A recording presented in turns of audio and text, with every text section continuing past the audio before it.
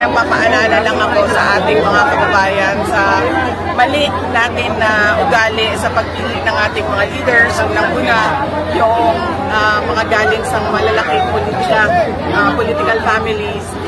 Pangalawa, yung pagbibigay natin ng ating pagkatao para sa pera at para sa pagpili ng boto.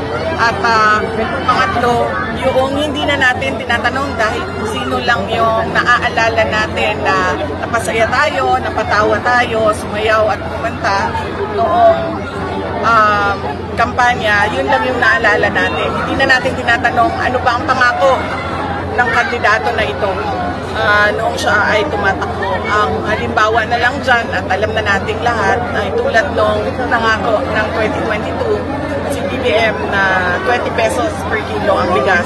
Nakalimutan ng 3 taon yon. Ngayon may halala na naman 20 pesos per kilo ang bigas na naman ang usapan at sinasabi ng administrasyon. So yun yung mga paalala ko. Dapat pag-uwi natin yung ugali natin na sa pagboto para meron tayong nakikita ng mga bagong leaders at meron tayong nakikita na pagbabago sa ating bayan.